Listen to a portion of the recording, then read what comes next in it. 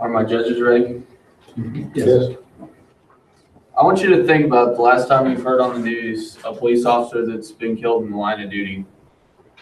Was it recently? Was it a long time ago? Or have you heard it one too many times? Good evening. My name is David Hocking, and I'm going to be talking to you about the inside life of a police officer. The chart here shows that last year of 2017, it hit the second time lowest at 128 officers killed in the line of duty since going all the way from 1957 all the way to 2017. There are people that put their lives in harm's way every day. It's not something they do, it's something they are. If you think about it, every day you can come here to school or go to work and you're not in worry. But that's because of these people here that are out there every day putting their lives in harm's way so that you don't have to fear. My research was into the inside life of a police officer. Many people look at them as they just write tickets or put you in jail. But it's not sometimes as simple as that. First off, entering an academy or wanting to become a police officer requires training, a lot of training. First, you will go through about 6 months of training at a police academy, wherever you go. Some require many more. State trooper, you do have to go to college and get criminal justice. Some of the training, like the picture shown on the left, is firearms training. About every 3 months, you'll have to go to a firing range and shoot in front of an instructor to make sure that the instructor and that you're qualified for the job in case it did come down to a situation that you're fully trained in that field. Secondly is takedown procedures, arrest procedures. The picture on the right is showing how to properly arrest someone. The demonstration there was just simply taking someone down and cuffing them. That's putting the danger, if they're a danger to you, that you have control of the situation. Farther into the research, some don't think about this part, the effects of the job. One being mental health. Say an officer's in a shooting and shoots someone. You have to think, is that going to affect that officer later in life, or is it going to affect him for the rest of his life? Every day he has to wake up and think about, I pulled the trigger on someone that has been shot. They can also develop PTSD, which is stress disorder, which can take a huge effect on them. Constantly worrying. They also lose self-confidence. Self-confidence, such as they think that everyone is watching them, that they need to be a perfect example of the community. Their family also takes a toll on this. If the officer has kids that are in sports or any kind of extra activity at schools, sometimes these officers has to take time out of their family to do their job. Me and you, we can go to family gatherings on weekends. We don't have to worry about going to a job sometimes. But these people have to take time away from their own families to protect you and me so that we can go to our family gatherings. Why I chose my product. I felt like I needed to choose a product that would give back and show appreciation and locally. It shows appreciation just that, hey, there's people out here that's appreciating what you're doing every day. You're not just out there that's being forgotten. There's people like us, some of us, that take this more personally. I know this from a fact because my dad used to be a cop. And I understand that, sometimes we can see the effects of that later on in life. My product was a handmade holster and a mag pouch. My mentor was Shannon Caldwell, that works for Howell County Sheriff's Department. As you can see, this one fits specifically for a Glock 43. You can make many different types of holsters.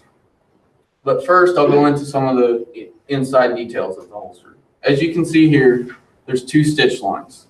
You can make double stitches or single stitches. In this case, I like the double stitches. I just think it looks more professional and it holds a lot longer than a single stitch will. The mag pouch as well. You can see it was done single stitch, but that's just because on the mag pouches, it's harder to do a double stitch. The process, it was pretty challenging for me. There's a lot of steps, a lot more steps than I thought there would be that's required to make the holster. It comes into first finding the right fit, drawn part out that you have to make out of the leather. You have to cut that shape out with I guess you could call it an X-Acto knife or a box cutter even, and exactly trace it and cut it out perfectly with no edges. Next comes the steps of, next would be the steps of putting the holster together. You take the two pieces of leather that you've made, a front and a back for, that you've cut out, and you take cement glue and spread on both sides. You must take a flat-headed hammer and make sure that you hit it evenly.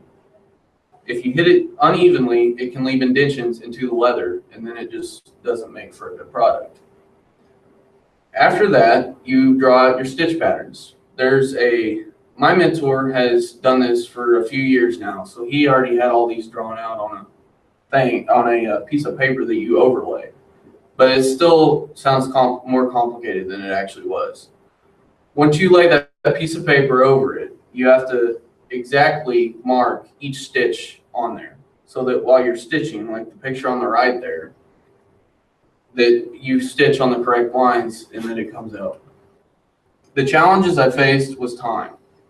My mentor working for Allen County Sheriff's Department, it made it really difficult because I never knew if he was going to be overtime or if he was going to get called in on a day that he wasn't scheduled, that we had planned, which happened a few times.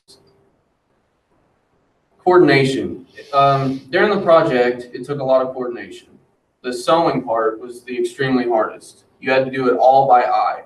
It was all straight lined up by your eye. And it took me about 5 or 6 tries on leather before I finally got down the straight lines. After the straight lines, I moved into the next problem that I was not ready to face, which was going around the corners. Corners were extremely more hard than I thought. It's harder to look at something and eyeball it up than have something guiding you. The patience. It took a lot of patience. Each time I had to sit and watch my mentor very closely and carefully, paying close attention to each little detail. Because if I used a detail, I could mess the whole product up and have to restart all over. And my time was limited. Like I said, helping out. I just wanted to do a product that showed appreciation for our local law enforcement, that shows, hey, there's people out here that realize the job you do, and it's not as easy as some think, or some people look at police officers different than others, and respect. I understand that sometimes, we get tickets, but you have to look at it from a different aspect. If you show them respect, they will show you respect, and it's always been like that. Thank you. Do my judges have any questions?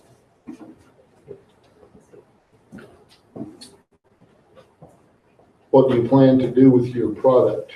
I'm going to give it to Officer Moore for our school resource officer, just showing him appreciation, because my whole years, even before I got into high school, he's been our resource officer, and he's been really good to me, and he's pretty helpful. He's really helpful. You kind of mentioned a couple of times about not knowing whether or not you'd have time. Was there ever a time that working with Shannon, he would have to leave or get called out, or did you have any trouble? No, he never did get called out, but there was a few instances that weather even came in, and it affected us because I wasn't sure if I was going to be able to get to his house or if he had to work late just because of the weather, because he had to drive from West Plains to get back to Willow, so it was just kind of a guessing game sometimes. But we've communicated pretty well.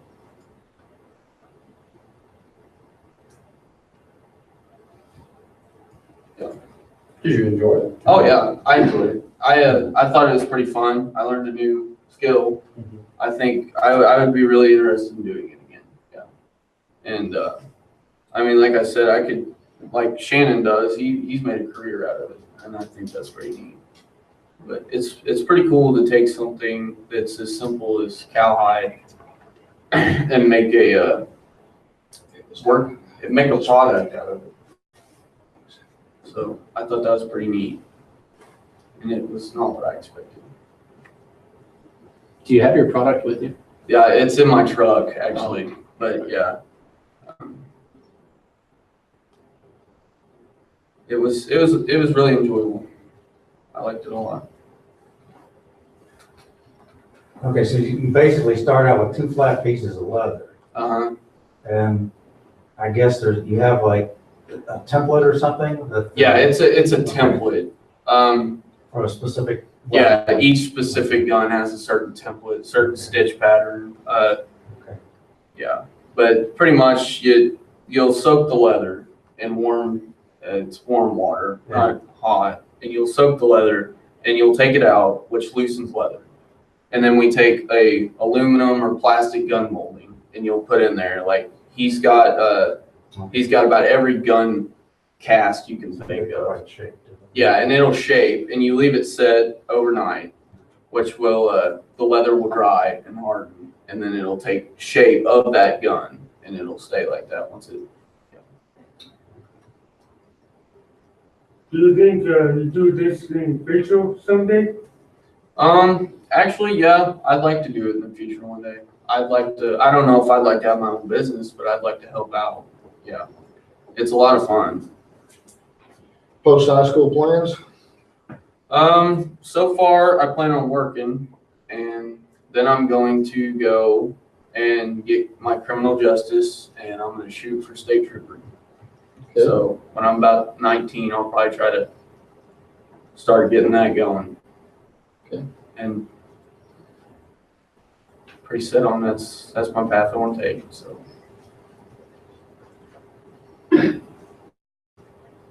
Does your mentor, the holsters he produces, does he supply police officers in particular? Oh yeah, yes. He makes actually he hasn't really wanted to go that big with it yet because he's still working with the sheriff's department. So that takes a lot of time. And there's people that he has really high demand. And if he was to open that full time, there'd be no way he'd ever keep up. That's why but yes, he does do odd for people he knows that he works with and things like that. And he makes pretty good profit. And he'll make you one if you have a cash.